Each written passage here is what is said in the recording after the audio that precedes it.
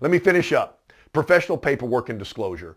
This is the most important thing, in my opinion, of any sale. Once you start looking at the numbers have to be real. I mean, I've gone through times in my career where somebody will come in and ask for a $30,000 car and tell me their budget was $200 to $250. Well, I mean, 30,000 divided by 60 equal payments at 0% interest is $500. So it was really difficult to make them understand that it's $500, but that's math. It's not emotion, it's math. People are more educated now because the internet will give them a price point. And if you bring up leasing, and leasing for some manufacturers is coming back, it's slow to come back for Toyota right now. But then, I want to own the car.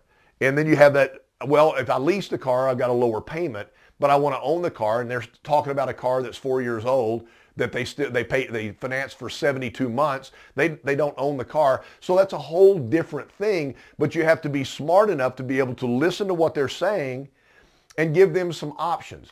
But professional paperwork, once my desk has given me the paperwork, or if you're digital now and you get all the paperwork on an iPad, or the management sends it back over to you without going to the desk, I just like giving the salesperson the ability to go ahead and finish the deal. I'm going to look at it at the desk. I'm going to send it over on the iPad. There's all the information. You turn it upside down to the customer and you tell them this is this, this is this, this is this, this is this. I do a full day class on disclosure of paperwork. The most important thing is there's two things you're giving somebody when you disclose numbers.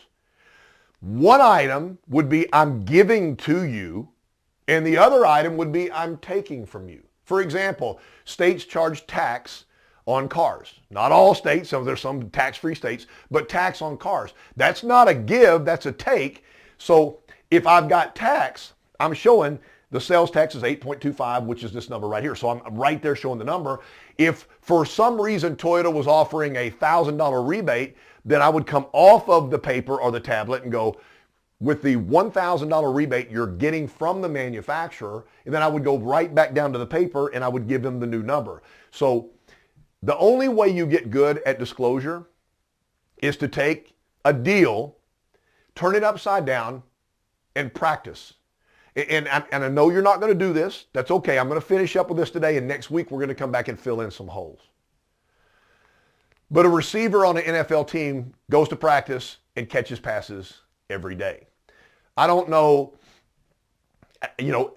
what's the structure of that? Well, I'm paying you to catch passes. So I'm going to throw a lot of passes at you. Does that make sense? I played high school football for Midland Lee.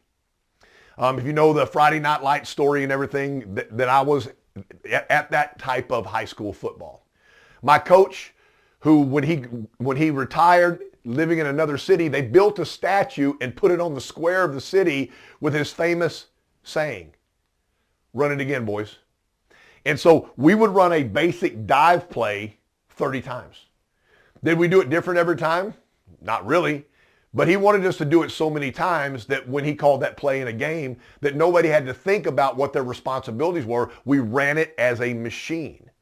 And so when I'm doing paperwork, if I practice, the more I practice the paperwork, the more credible my disclosure becomes. So let's go through this one more time. Meet the customer. Make them understand, whether it's digital or physical, make them understand that your sole responsibility right now is to be able to take care of them and anything they need. The next thing is counsel and qualify. Find out what they know. The more they know, the better off it is for you if you're willing to be able to listen. They won't talk while you're talking. Salespeople are so good at talking, when you're talking, the customer won't interrupt you. Don't interrupt the customer. If they're willing to talk, let them talk. Select the vehicle, pull it from the inventory so that there's no distractions.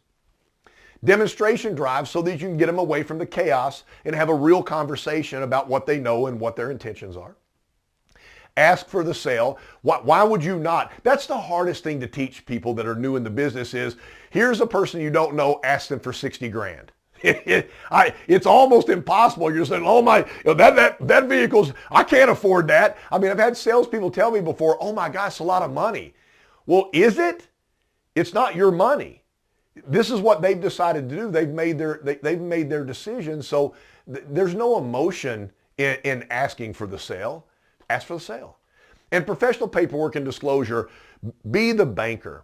If I went down to a bank to get an automotive loan and they came back and told me the interest rate was going to be 7.9%, I wouldn't look at them and go, oh, you do a little better than that. But when they're in a dealership, they've learned over the years that we negotiate, and usually the first price we offer is not the price we're going to settle on, both of the vehicle and the paperwork. And so be succinct when you ask. This is what it is. And say, this is this, this is this, this is this, this is this. All I need is your authorization. You know, we've already had the conversation that they're going to take it over to the uncle and show him the car. Let's make that happen. I'm going to fill it up, get it cleaned up, and we'll get the paperwork done for you. Be very confident in what you do. The best way to be confident is to role play and practice and listen. PK52, the Saturday Morning Meeting.